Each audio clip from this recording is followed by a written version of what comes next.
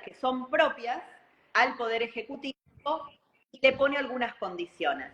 ¿Qué cosas se pueden delegar? Bueno, se pueden delegar temas en materia de administración y se puede delegar en razón de la existencia de emergencia pública. ¿Cuáles emergencias públicas? En cada momento de la historia se fueron definiendo cuáles eran las situaciones de emergencia y esas son las que se listan en el primer artículo de la ley. Cuando se envió este proyecto, el Poder Ejecutivo había solicitado la declaración de 11 emergencias y después de la negociación y a raíz de que se quitaron algunos artículos del proyecto, quedó definidas 7 emergencias. Las emergencias que declara el proyecto son las emergencias en materia administrativa, económica, financiera, de seguridad, tarifaria y energética. La declaración de emergencia pública significa reconocer que existe en este momento una situación excepcional que es la que habilita herramientas excepcionales que tiene la Constitución, como que el Poder Ejecutivo pueda adoptar normas en el marco de esta forma, que es los decretos delegados. Pero la Corte ha establecido en sucesivos fallos cuáles son los límites que tienen que tener estas delegaciones. Todas las delegaciones del artículo 76 tienen que tener un plazo, no pueden ser indeterminadas, no pueden ser para siempre, son temporales y tienen que tener también bases. Y sobre las bases, es sobre lo que más se ha expedido la Corte dice esas bases tienen que ser claras, no pueden ser indeterminadas, indefinidas, difusas, genéricas. Tiene que quedar claro para qué le delegamos una función legislativa y en qué marco el Poder Ejecutivo la puede ejercer. El proyecto originalmente solicitaba a este Congreso que se le dé años, prorrogable. Chicos, vamos a volver a hacer entrar a Silvia porque sé que se está escuchando mal. A ver, Silvia, salimos y volvés a entrar a ver si se escucha mejor. Dale, perfecto. Porque sé que muchos me están reclamando que no se escucha bien. Mientras estamos a ver ahí. A ver. Creo que ahí estamos bien. Seguí, Silvia. Perfecto. Bueno, retomo desde ahí, decía que el plazo que se había pedido, que venía en el primer proyecto, era de 2 años, prorrogable por el propio presidente 2 años más. En el Congreso decidimos que las facultades delegadas se van a delegar por 1 año, con posibilidad de prorrogarlo 1 año más, pero de prorrogarlo por el propio Congreso. Y esto me parece muy importante porque se está diciendo mucho de que en realidad el Congreso está entregando todas sus funciones, que esto va a ser, digamos, darle poderes monárquicos o dictatoriales o, bueno, cualquier cantidad de barbaridades se dicen al presidente, y esto no es así. Se están delegando por 1 año, como siempre se han delegado facultades en este Congreso, y no se está autorizando la autoprórroga de delegaciones. Y esto es muy importante, porque el kirchnerismo que hoy se rasga las vestiduras por las delegaciones, en el gobierno de Alberto Fernández, hicieron por primera vez lo que ningún otro presidente, ni siquiera otros presidentes kirchneristas se han animado a hacer, que es autoprorrogarse las facultades delegadas. Así que va a haber delegaciones en materias de emergencia más votadas. Ahí se está entrecortando de nuevo. Esperá que no te escuchamos bien.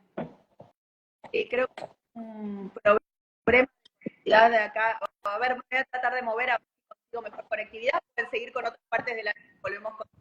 Dale, te bancamos un ratito a ver si mejoramos el audio y mientras la presento a Germana, Sil. Bueno, gracias Ger por acompañarnos. Germana, como yo ya la presenté, es especialista en temas presupuestarios, impositivos, para mí es de las diputadas que más sabe. Germana, ¿por qué no les contás qué proyecto fiscal, qué de lo fiscal salió del proyecto original y qué queda y vamos a votar el miércoles? Bueno, como contaste, yo me ocupé más de la parte fiscal y había algunos conflictos. En uno trabajaste mucho vos, que fue el tema de las jubilaciones, así que te lo dejo para que vos cuentes cómo fue. Del otro lado, del lado de los tributos, uno de los conflictos que había era el tema de las retenciones. ¿Qué pasa con las retenciones? Todos saben que son impuestos a las exportaciones y con el tema de que subió el dólar oficial, digamos, se planteó la idea de que todos iban a pagar más retenciones de las que se estaban pagando. El problema fue que luego se empezaron a buscar excepciones, ¿no? Entonces las economías regionales iban pidiendo algunos cultivos o algunos productos, y en un momento estaban quedando, por ejemplo, todo lo industrial. O sea, se empezó a complicar algo que quizás debería haber sido mucho más simple, y me parece que fue muy prudente de parte del gobierno retirarlo, porque no había un consenso. Es más, había como discusiones entre las provincias, ¿no? Y me parece que eso fue una buena idea. Por el otro lado, había algo que era, digamos, novedoso, que en el impuesto a los bienes personales, que sabemos que es un impuesto que lo pagan sobre la propiedad, había la posibilidad de, si la gente pagaba 5 años juntos, en este momento en que no hay plata, en que se necesita dinero, decirle, bueno, usted puede adelantar con un porcentaje más bajo, pero usted me da el dinero ahora de los 5 años próximos, y yo le doy, como se habla de estabilidad fiscal, o sea, le aseguro que por más tiempo usted va a pagar lo mismo. Esto es hasta mejor que a lo mejor lo otro que había la parte fiscal, que era eh, dar un blanqueo. ¿Qué es un blanqueo? Un blanqueo es la posibilidad de gente que tiene bienes no declarados poder declararlos de una forma más económica. La verdad es que uno dice, uy, esto no está bueno, porque hay gente que paga todo el tiempo. Bueno, nosotros lo planteamos a eso y pedimos beneficios para cumplidores, y eso se había cumplido. También está la posibilidad del que pagaba poder, pero tenía deuda, poder incorporarla en una moratoria. Todo este paquete salió, y aparte, bueno, también había modificaciones en bienes personales. Eso implica para el gobierno que va a perder ingresos. Yo creo que sería bueno que se arme un paquete fiscal completo y se mande al Congreso para trabajarlo, porque se necesita. Sabemos, todo el tiempo se está planteando que no hay plata, pero tiene que estar bien planificado, bien ordenado. Yo creo que ahí se puede hacer algo bueno y necesario. Obviamente nosotros lo que pensamos es que lo principal que hay que hacer es bajar el gasto público, lo hemos planteado muchas veces, pero bueno, la idea es tratar de dar las herramientas al gobierno para que pueda avanzar en reconfigurar todo esto. ¿Qué quedó?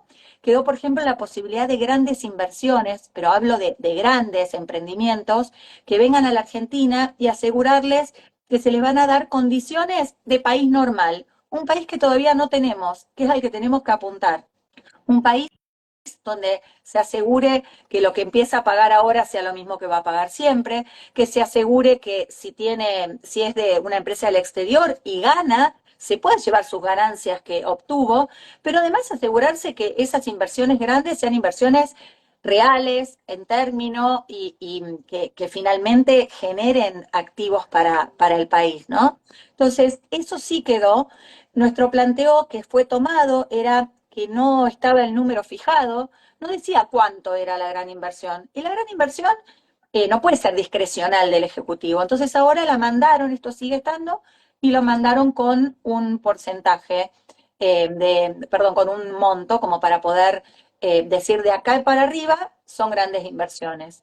Y otro tema es la derogación del impuesto a la transferencia de inmuebles, que es un impuesto que se paga cuando uno vende inmuebles, pero cuando vende inmuebles que tenía de antes del 2018. Ustedes, si tienen una casa que venía de antes, la tenían de antes de 2018 y la venden, pagan el ITI, el impuesto a transferencia de inmuebles. Si es posterior al 2018, se paga ganancias. O sea, es un impuesto que se va a terminar, va a ir cada vez y va a ir desapareciendo. Bueno, decidieron eliminarlo ahora.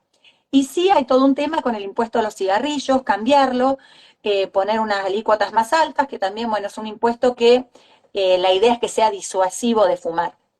Así que, bueno, creo que ahí conté un poquito, y ese sigue estando, como para que tengan una idea de lo fiscal. Me sumo a todo lo que dijo Germana. Vi varios comentarios sobre jubilaciones, para que quede claro lo que pasó con jubilaciones. En el proyecto original, el gobierno planteaba derogar, en realidad suspender la fórmula de movilidad social actual, que es la fórmula que estableció el kirchnerismo, a la que nosotros nos opusimos, y que hizo que los jubilados perdieran en los últimos 4 años más de 35% de su poder de compra. Por eso el gobierno todo el tiempo daba bonos, pero aún con los bonos igual perdieron poder de compra.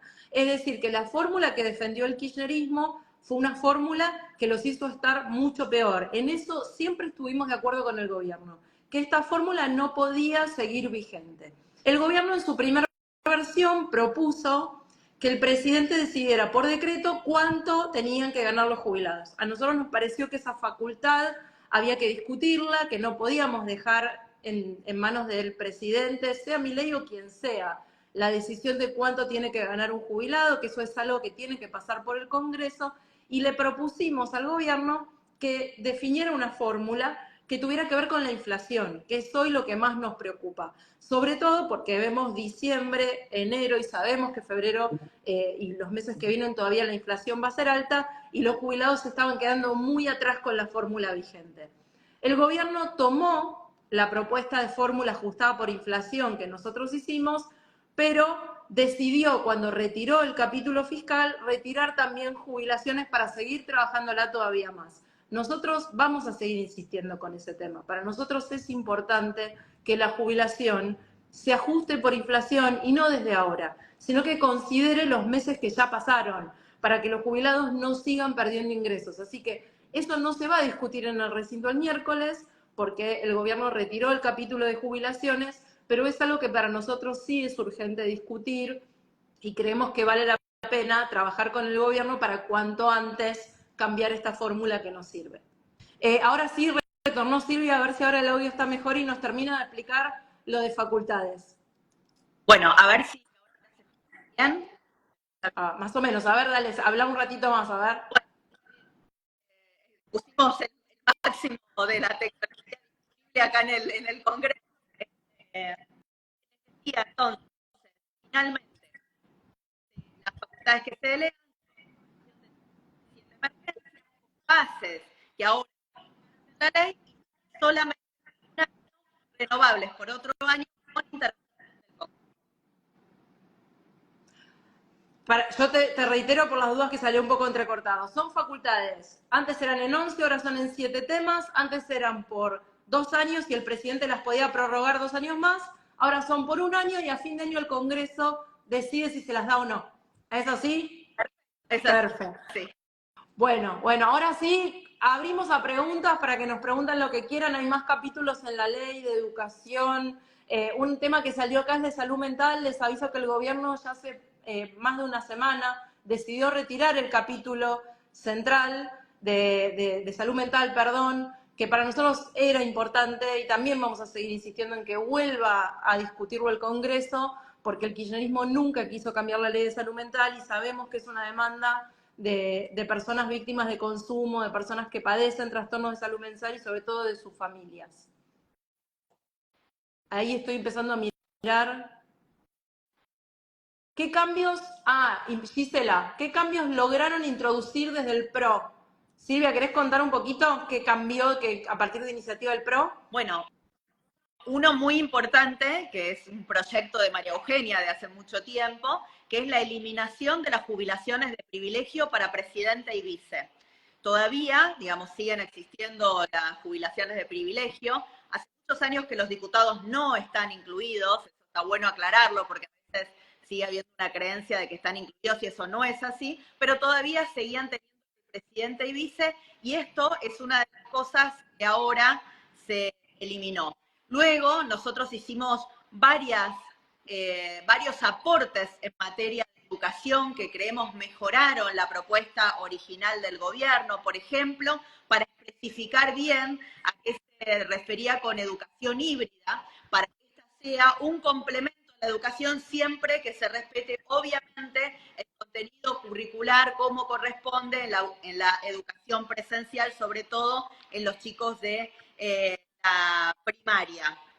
Después hicimos correcciones, digamos, y mejoras y aportes a lo largo de todo el texto, digamos que sería bastante engorroso mencionar muchos, pero, por ejemplo, en todo el tema de delegaciones, nosotros mejoramos mucho las redacciones para poder votar con mucha tranquilidad que lo que estamos haciendo respeta absolutamente la Constitución Nacional y que no va a haber después planteos, porque el problema de cuando uno no lo hace a conciencia es que después estos cambios los frene la justicia, algo que no queremos. Nosotros queremos que el presidente tenga una ley que le sirva y que sea exitosa para poder implementarse. Ger, están preguntando bastante sobre ganancias. ¿Querés contarnos qué pasó con ganancias? ¿Cómo sigue ganancias? ¿Qué pasó con el proyecto del gobierno? Bueno, en realidad en la ley ómnibus nunca estuvo ganancias adentro de la ley, sino que en la convocatoria extraordinarias se había incorporado que se iba a tratar, pero como un proyecto aparte, que lo mandó el Ejecutivo, y además en ese proyecto también está monotributo, que es importante decir porque dentro del monotributo se subían mucho los ingresos netos para estar en el monotributo, cosa que es un pedido que hemos venido realizando, y también con una actualización mensual. Había quedado pendiente una duda que queríamos transmitirla si hubiera seguido esto adelante, que tenía que ver con digamos, si el que había quedado fuera del monotributo podía reingresar, y también el tema de que el costo del impuesto, lo que se paga, el impuesto fijo, que se paga con el monotributo, estaba un poco alto. Bueno, eran temas para charlar. Y con ganancias, acá, bueno, sabemos todo lo que pasó con ganancias, que se había retirado, se transformó en un impuesto cedular. Acá lo que tenemos que tener en cuenta, que el problema de ganancias es que nunca se actualizaron las escalas y nunca los mínimos no imponibles, que es el mínimo a través del que uno paga, de verdad cubren una subsistencia. Entonces, ¿qué pasaba? Empezaron los parches. Uno de los parches era esa ley que le decían la ley Massa, por la cual a uno le ponían, si pasaba de un importe, no pagaba ganancia, digamos, abajo de un importe no pagaba ganancia, después de ese importe empezaba a pagar. Y cuando uno entraba en ganancias, enseguida pagaba el 30%. Entonces, por eso ganancias terminó siendo un impuesto que debería ser bueno, que funciona en todo el mundo, y sin embargo en nuestro país lo destruyeron. Vino ahora este nuevo invento, digamos, del impuesto cedular. En realidad lo que tendríamos que hacer es volver al origen de ganancias, hacer una reforma para ir al inicio como debe ser, que no pague el que no tiene que pagar, que cuando uno empieza a pagar, pague por bastante tiempo, no sé, un 5%, un 9%, que son los primeros, y no que cuando caigo en el infierno de ganancias paso a pagar el 30% enseguida. La idea era que eso estuviera, bueno, dijeron que no se iba a tratar tampoco, así que estamos esperando que este paquete fiscal venga, a ver si podemos tener impuestos lógicos, ¿no? Acá hay un comentario de Griselda Ger que dice, por más diputados contadores. Vamos a buscarlos. Lo que pasa es que estamos sumergidos con los impuestos y a veces no se nos ocurre que podamos entrar en política. Yo lo hice, no sé, con casi 50 años, así que puede ser. A ver, contadores, métanse. Acá me están preguntando, hablabas, Sil, de la esencialidad. ¿Qué otros cambios hay en educación? También en el capítulo. No sé si querés contar. Sí. Bueno, una de las cuestiones es al finalizar la escuela primaria y la escuela secundaria, que es una política que implementamos nosotros siendo gobierno con el presidente Macri, digamos, las evaluaciones Aprender, que se hacen al final de cada ciclo de educación básica, y ahora se ponen en la ley de manera que nadie, ningún gobierno más puede decidir no hacerlo, sino que por el contrario, digamos, se está reforzando esta idea de que se tienen que hacer. Y lo que se innova también es una evaluación para los docentes, algo que nosotros hace tiempo venimos diciendo que es muy importante trabajar a nivel de las provincias, porque es una competencia provincial con los institutos de formación docente, para garantizar que los docentes en todo el país tengan una formación igualitaria, que en definitiva lo que va a hacer es garantizar que los chicos, estudien donde estudien, accedan a una educación de calidad en cualquier lugar que estudien.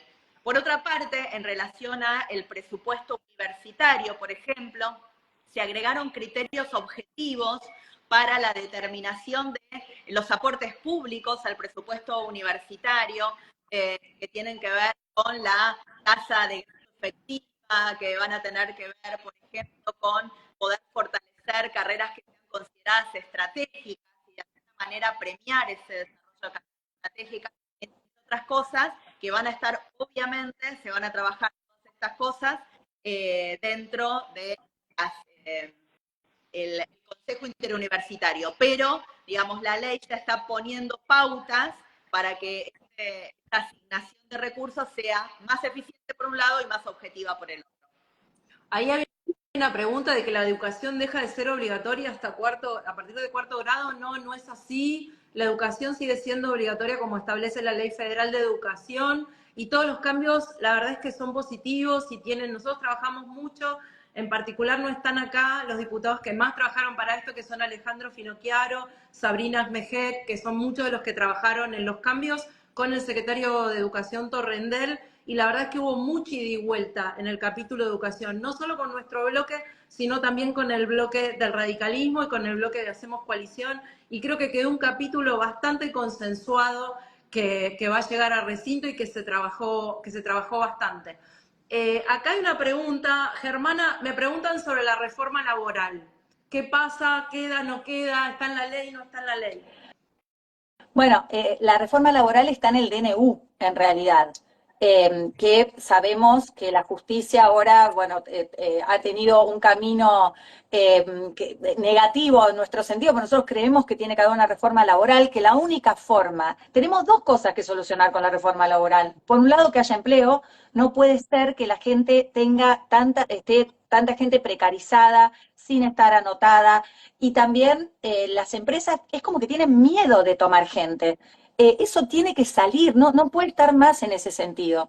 Y por otro lado, estamos preocupados por las jubilaciones, cuanto más activo, gente que aporte tengamos, con el régimen de reparto que tenemos nosotros, es la única solución verdadera para los jubilados, es que haya más empleo, más gente anotada, más gente aportando, más empresas tomando personal. Entonces, nosotros queremos apoyar esto. Está en el DNU, así que esperemos que se dé. Pero sí quería mencionar algo que también tiene que ver con el trabajo en la parte de seguridad de la ley Ómnibus. Está el tema de los bloqueos. Hay una diputada que está con nosotros, que es Verónica Racini, que es diputada del PRO también y que lo sufrió en carne propia en Rosario, al tema de los bloqueos, y trabaja en eso. Es algo que no puede pasar y que también hace que la gente tenga miedo de tomar personal. Eso se tiene que terminar. Tenemos que entender que el personal de una empresa es un socio que tiene que crecer con la empresa, que le tiene que ir bien, que tiene que tener derechos, y no puede pasar lo que pasa ahora, que gente que está en blanco está por debajo de la línea de pobreza. Es inentendible eso, y viene sucediendo, sin que ningún sindicalista dijera nada hasta ahora. Gracias, Ger. Bueno, hago la última pregunta, Silvia, y si después quieren hacemos como un cierre de lo que pensamos sobre la ley, de lo que creemos que va a pasar el miércoles. Te hago una última pregunta, Silvia, muy específica. Me preguntaron por las acciones del FGS, pero como fue un tema que fue y vino, está bueno que lo aclares. Bueno, lo que por ahora quedó en la ley, digamos, es la consolidación de la deuda del FGS sin tocar la otra parte que tiene que ver con las acciones. Así que esto es uno de los puntos que está en discusión y que van a seguir en discusión después de la sanción de la ley, y es uno de los puntos donde nosotros teníamos una posición que así hemos manifestado, que era que en caso de que se discutiera de esas acciones, el producido de las mismas fuera a el propio sistema de seguridad social. Y esta fue un debate con, digamos, la posición de los gobernadores que pretendían, digamos, que se utilizara una parte de esos fondos para cancelar las deudas por las cajas no transferidas, ¿no? Así que esto es parte de los debates que seguirán sucediendo en los próximos días. Gracias, Silvia. Bueno, primero decirles que las tres y todo el bloque del PRO vamos a apoyar la ley, vamos a votar a favor en general la ley, y después vamos a apoyar la mayor parte de la ley. La verdad es que hemos trabajado mucho este mes con el Ejecutivo y ha habido mucho ida y vuelta para llegar a una ley de consenso, y la verdad que nosotros creemos que este es un momento muy difícil para la Argentina, donde al gobierno hay que acompañarlo con responsabilidad y darle las herramientas que nosotros creemos que necesita para poder sacar el país adelante. No sé, Silvia, Ger, si quieren decir algo más. Sí, creo que nosotros como PRO tenemos una responsabilidad, compromiso con todos nuestros votantes, que es ser coherentes. Muchas de las cosas que hoy propone el gobierno son ideas que nosotros hemos sostenido durante mucho tiempo y entonces vamos a acompañar. Cuando hay ideas que no nos representan, lo decimos con respeto e intentamos modificar esa cuestión siempre en favor de los argentinos. Así que estamos conformes con nuestro trabajo, creemos que la ley que va a salir es una ley mucho mejor que la que recibimos hace un mes, gracias a la responsable en particular de... Germana. Sí, también, bueno, me sumo a esto, nosotros quisimos aportar, hicimos todo lo posible. Al principio costó un poco, pero después empezamos a tener respuestas, hay modificaciones en la ley que fueron planteos nuestros, y también decir que los temas que no se trataron no es porque se desechan, es porque uno consideró que necesitaba más tiempo para trabajarlos. Así como toda la parte impositiva y fiscal creemos que se tiene que tratar, también muchos de los temas que estuvieron incluidos estamos ahí bien firmes para seguirlos tratando. El país ha llegado a un punto en que realmente la gente votó un cambio, digamos, drástico, y realmente queremos seguir ese planteo, responder a ese planteo, siempre dando nuestra impronta y tratando como de defender a todos los argentinos que confiaron también en nosotros, porque bueno, también nos eligieron. Bueno, muchas gracias a las dos por haberse prestado el vivo y por aclarar varias de las dudas. Y bueno, y ya nos van a escuchar a las 3 en las sesiones discutiendo el miércoles. Un beso a las dos. Y gracias a todos. Gracias, saludos a todos. Chau, chau.